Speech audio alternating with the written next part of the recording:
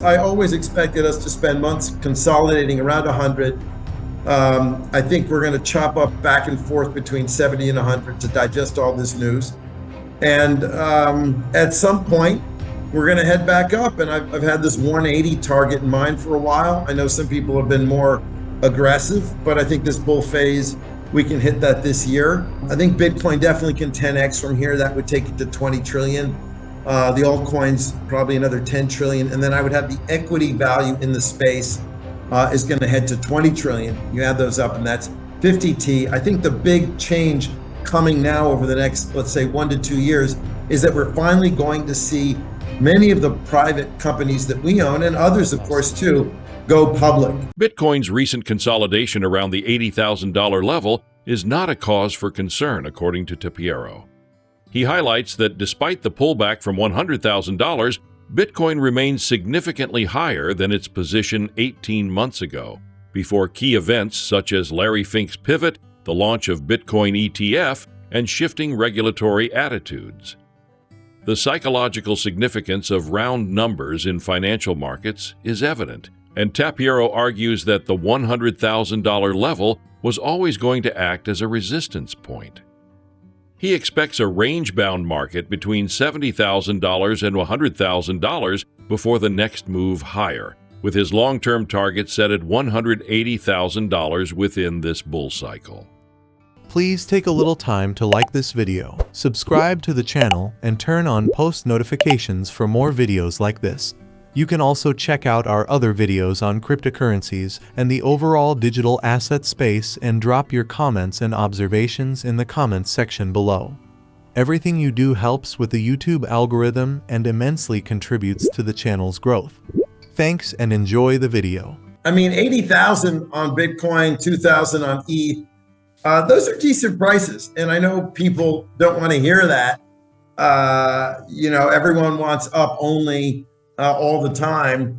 But if I think about where we were even just, 18 months ago, before Larry Fink's pivot in the summer of 23, before the launch of the ETFs in early 24, yes, the Trump administration catalyst is huge. I would say that the about face that's happened in the US is probably the most dramatic, most important development of the last 15 years.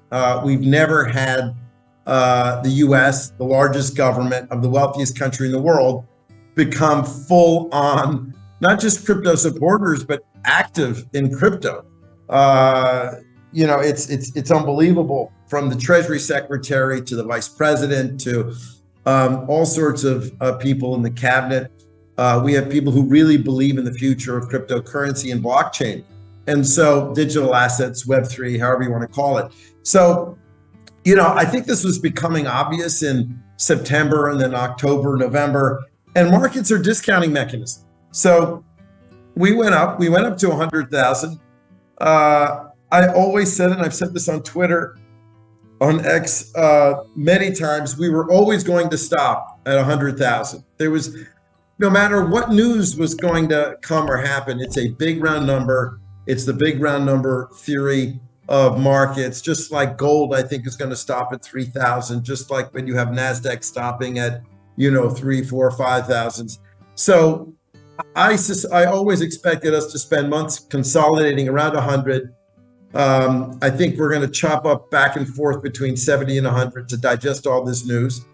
And at some point, we're going to head back up. And I've had this 180 target in mind for a while. I know some people have been more aggressive, but I think this bull phase, we can hit that this year or potentially early next year, but I'm thinking more this year. So it's just the way markets work, right? You got 85% or 90% bulls up at 100,000. And now you're down at, 15% bulls, and people are despondent. They think the world is over. And yet it's at 80,000, which is still up, 2-3x from 18 months ago. It's pretty incredible. And I think about the next 10 years, I think Bitcoin definitely can 10x from here. That would take it to 20 trillion. The altcoins, probably another 10 trillion. And then I would have the equity value in the space is going to head to 20 trillion. You add those up and that's 50T. I think the big change coming now over the next, let's say 1 to 2 years, is that we're finally going to see many of the private companies that we own, and others, of course, too, go public. And I think, look, the Trump administration has a goal to make the US the crypto hub of the world, crypto blockchain hub of the world. The easiest way to do that is not to try to get people to understand why different blockchains have different use cases, to parse the code of certain chains versus others.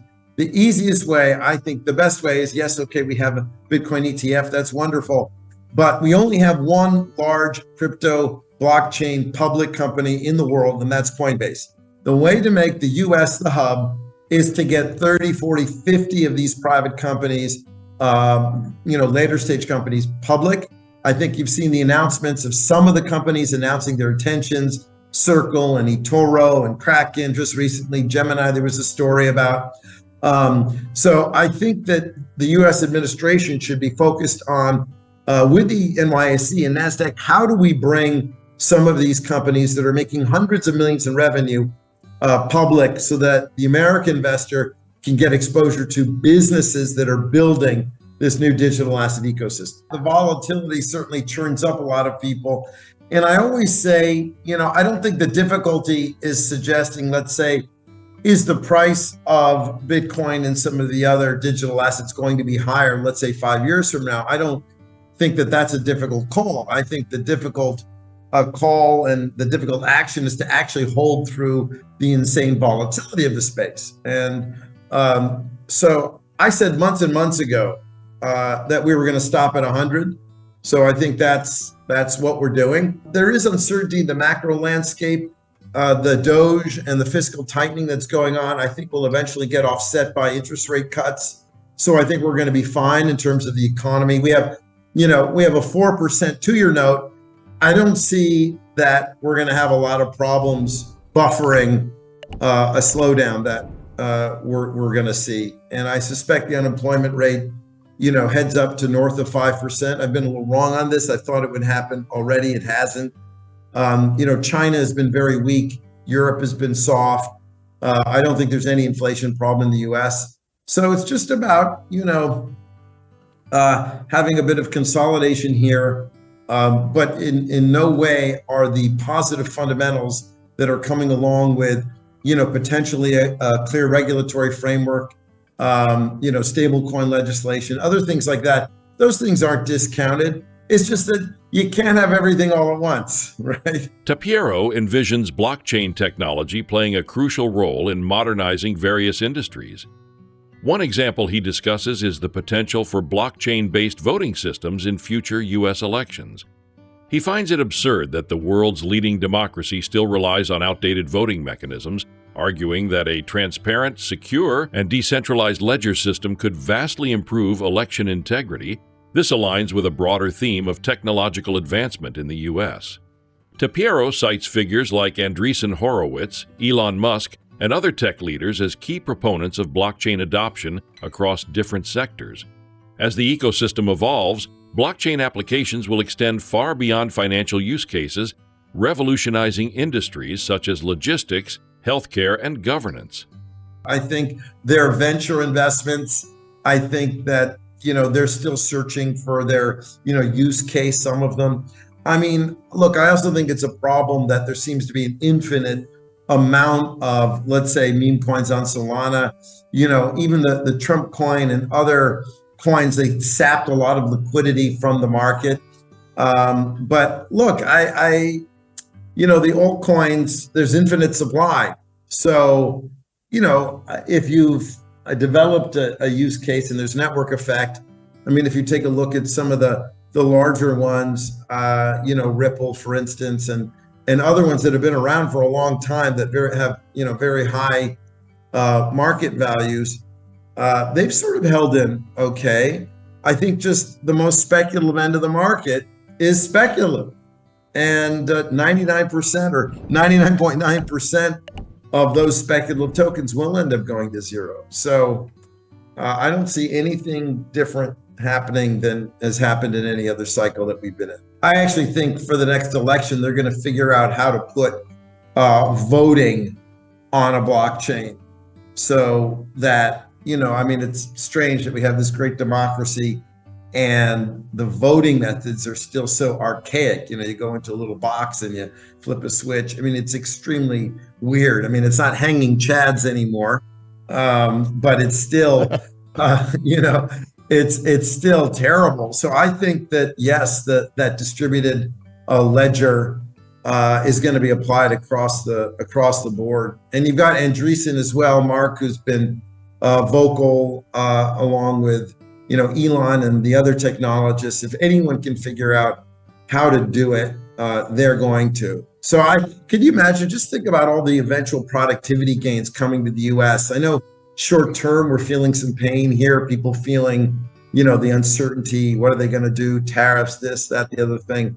But the bottom line is, I think medium term, everything we're doing is very bullish for the US. You know, some of the businesses out there, the more forward, I call them Web 2.5 businesses, already are using stablecoin and crypto rails. And I think it was Stripe that announced the other day. Was it Stripe that over the weekend they do settlement on stablecoins? Yeah, on stablecoin rails. So I think that's starting. I don't know that Bank of New York is ready for that, but yeah. So I think it's already starting. But again, you know, there's still plenty of people and institutions out there that have no idea about even Bitcoin. I mean, they've heard about the ETF and this and that, but they don't really get it. They don't understand it. There's still a huge percentage of the world that is way, way behind. So do I think, a bank in the Midwest or something is going to all of a sudden be active in DeFi? Probably not. But it's all early signs. And I love the fact that you said DeFi has been boring. I mean, the revenues coming out of DeFi dwarf what they were during DeFi summer. And I mean, literally are more than 10x, I think more than 10x that time. So you just have to wait and be patient and not get destroyed by the volatility. And, survival really here is a lot about risk management. Even this sleeve in our new fund for token, it's only going to be 15% of the fund, and it's only going to be in 4 or 5 of these protocols. It'll be very controlled. A central theme in Tapiero's investment philosophy is risk management. He stresses that surviving the volatility of crypto markets is crucial for long-term success. While it may be easy to predict that Bitcoin will be higher 5 years from now, the real challenge is enduring the inevitable drawdowns and price swings along the way. To mitigate risk, Tapiero's own fund allocates only 15% to a carefully selected group of 4 to 5 blockchain protocols. This controlled exposure ensures participation in the upside potential of emerging digital assets while maintaining portfolio stability. He advises investors to adopt a similar mindset, staying informed, avoiding overexposure to speculative assets, and focusing on long-term value creation. Please like and subscribe.